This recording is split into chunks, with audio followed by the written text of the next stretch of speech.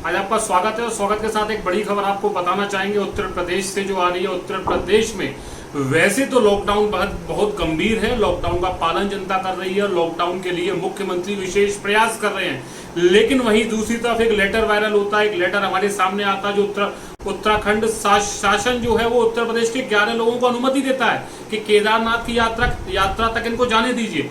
इस पर ज्यादा जानकारी के लिए हमारे साथ मौजूद है नूतन ठाकुर हैं, सामाजिक कार्यकर्ता हैं, फिलहाल आम आदमी पार्टी की नैया में सवार हैं। नूतन जी, पहले तो आपका बहुत स्वागत है हमारे चैनल समाचार 24 पर। जी। हाँ, मैं आपका फेसबुक पोस्ट देख रहा था और आप ही के पास से नहीं एक दो जगह से और ये लेटर हमारे पास आया जिसमें दिखाया गया कि केदारनाथ की यात्रा के लिए 11 लोगों को बकायदा वाहन के साथ और एक बढ़िया वीआईपी तरीके से परमिशन दी गई। इसको आप लॉकडाउन के दौरान इस पूरी प्रक्रिया को कैसे देखते हैं? क्या राजनीतिक रसूख के आगे सरकारी तंत्र हमेशा की तरह नतमस्तक नजर आ रहा है? जी बिल्कुल, जब ये अनुमति का पत्र मुझे प्राप्त हुआ था तो मैंने इसको लेके एक शिकायत भी भेजी है उत्तराखंड सरकार को। और ये अनुमति जो पत्र है वो उत्तराखंड के अपर मुख्य सचिव श्री ओम प्रकाश जी के द्वारा जारी किया गया है, जिसमें तमाम जिलों के डीएम को आदेशित किया गया है कि उनको मूवमेंट के लिए पास दिया जाए। और मूवमेंट में जो के लिए पास में कारण बताया गया है वो बताया गया है उत्तर प्रदेश के मुख्यमंत्री जी के पिता के पितृ कर्म के लिए। जो अनुमति दिया गया है, जिनको अनुमति अमनमणि त्रिपाठी जी को दिया गया, जो यहाँ पे उत्तर प्रदेश के निर्दलीय विधायक है, और उनके साथ अन्य 10 लोगों को भी अनुमति दी गई। यानी तो आज लॉकडाउन के समय में आम लोगों को जरूरी काम के लिए भी यहाँ अनुमति लेने में छक्के छूट जाते हैं। इस तरीके से जिससे कोई उनका ताबका भी नहीं था, अमनमणि जी को अनुमति दी गई, वो अपने आप में जांच का विषय है और इसी को लेकर मैंने पत्र लिखा है। नूतन जी, ये क्या वही अमनमणि त्रिपाठी है जिनका विवादों से पुराना नाता रहा है उत्तर प्रदेश के अंदर? जी बिल्कुल, क्योंकि अमनमणि त्रिपाठी जी उत्तर प्रदेश के पहले विधायक रहे हैं, पूर्व मंत्री भी रहे हैं। अमनमणि त्रिपाठी जी के पुत्र वर्तमान में निर्दलीय विधायक हैं। तमाम विवादों से उनका सामना करते रहता है और जिस तरीके से इस प्रकरण में उनको अनुमति दी गई है और जिस काम के लिए अनुमति दी गई, साफ लगता है कि वो मत घूमने इसके लिए एक बहाने के रूप में प्रयोग किया गया। जो कारण बताया गया वो कारण सही के लिए अमनमणि त्रिपाठी जी है, वो मुख्यमंत्री योगी आदित्यनाथ जी के न रिश्तेदार है, न करीबी है, न उनके पिता। मतलब अभी इस लॉकडाउन की स्थिति में उनको उनके पितृकर्म में जाने के लिए जो अनुमति, किस प्रकार से अनुमति दी गई, क्यों दी गई?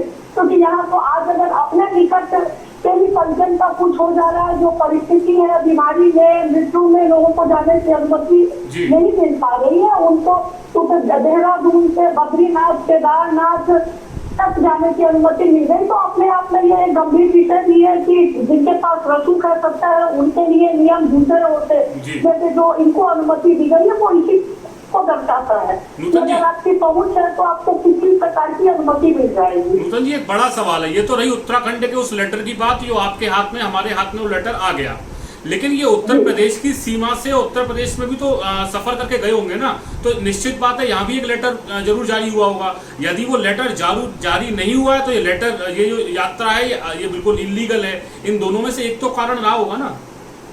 जी बिल्कुल, क्योंकि ये पूरे सभी मैंने शिकायत भी की है, पूरा प्रकरण की जांच की मांग की है कि क्या अमनमणि त्रिपाठी जी लॉकडाउन के समय देहरादून में थे? अगर देहरादून में थे, उन्होंने अनुमति मांगी, वो एक अलग स्थिति है, लेकिन जो पत्र को देखने से लगता है कि वो उनका मूवमेंट कहाँ से हुआ, ये चूंकि उत्तर प्रदेश से विधायक है तो जाहिर तौर पे ये संभावना है कि वो उत्तर प्रदेश में ही रहे होंगे और यहाँ से भी कहीं न किसी स्तर पे मूवमेंट की अनुमति उनको मिली होगी।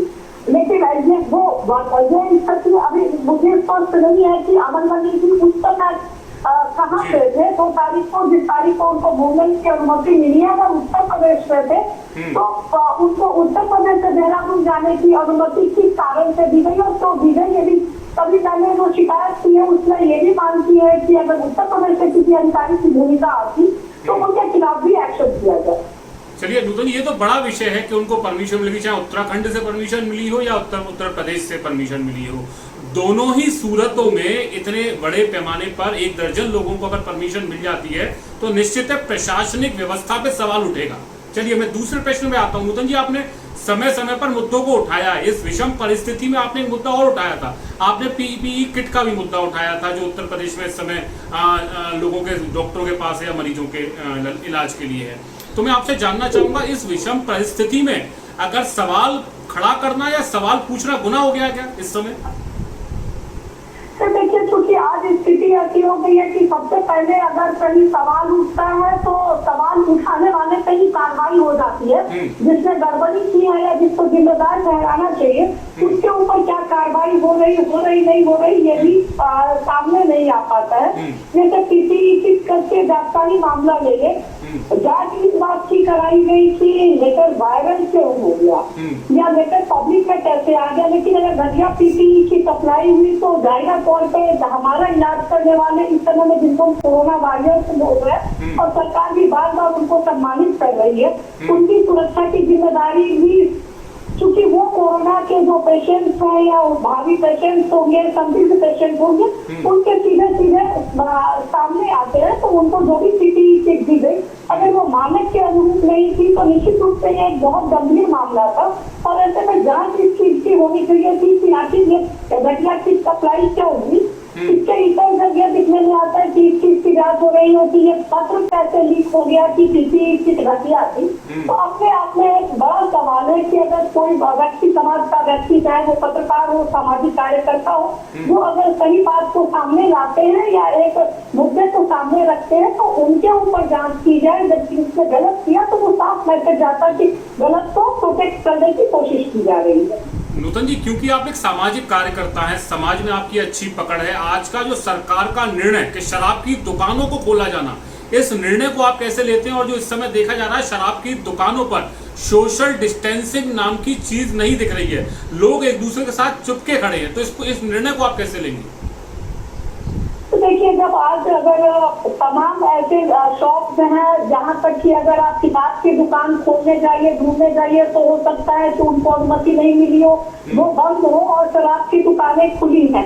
जब खोली गई है तो जाहिर तौर पर अगर शराब से राजस्व की आमदनी होती है तो शराब पी के तमाम लोग बीमार भी होते हैं और उसका भी बोझा सरकार के ऊपर ही आता है। तो ये निर्णय, क्योंकि अभी लॉकडाउन प्रभावित है, हमारी अदालतें बंद है, तमाम ऐसे जो जनता के जिसको जरूरी चीजें कहेंगी, स्कूल बंद है, कॉलेज बंद है, मंदिर बंद है, तमाम सार्वजनिक उपक्रम बंद है, वहाँ पे शराब की दुकान खोला जा रहा है। निश्चित रूप से इसके रिपरकशन अपने होंगे जो आज दिख भी रहे हैं। तो लॉकडाउन में जो सोशल डिस्टेंसिंग का नियम है वो फॉलो नहीं हो रहा है। इसके बाद तमाम जब शराब पीने के बाद के जो नशे के अपने इसके समय बाद खुला है जो भी है तो उसके अपने रिपरकशन भी होंगे जो कुछ समय बाद सामने दिखेंगे। मुझे लगता है कि अभी जब तक सामान्य स्थिति नहीं हो जाती थी तब तक शराब बंद थी, वो ज्यादा बेहतर था।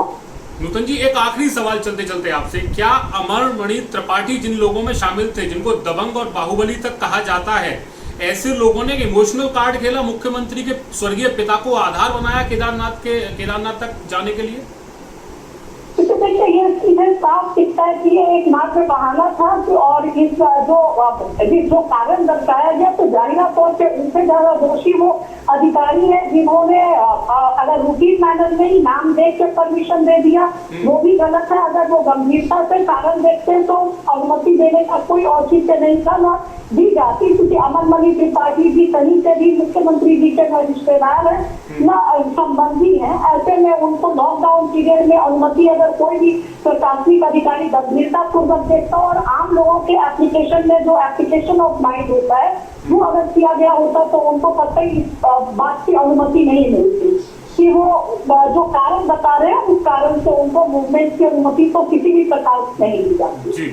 नूतन जी, आपने अपना कीमती समय दिया और उम्मीद करेंगे उत्तर प्रदेश की सरकार और अन्य जो लोग हैं इससे संबंधित हैं वो इस मामले को जरूर देखेंगे कि लॉकडाउन के इस गंभीर दौर में 1 दर्जन के आसपास लोग कैसे केदारनाथ तक की यात्रा कर लेते हैं, कैसे उनको परमिशन मिल जाती है। एक बड़ा सवाल और है साथ में कि उत्तर प्रदेश में भी क्या उनको परमिशन दी गई, क्या उत्तर प्रदेश में वो लोग उत्तर प्रदेश को क्रॉस करके उत्तराखंड पहुंचे। नूतन जी, बहुत बहुत धन्यवाद, आप हमारे साथ जुड़ी। तो आपने देखा हमारे साथ नूतन ठाकुर थी जो सामाजिक कार्यकर्ता है, और साथ ही साथ नूतन ठाकुर का एक बड़ा परिचय और भी है, आईपीएस अमिताभ ठाकुर जो इस समय पुलिस महकमे में एक बड़े पद पर काबिज हैं, उनकी पत्नी भी है नूतन ठाकुर। आप देखते रहे समाचार 24, हमारे साथ जुड़े रहें। नमस्कार।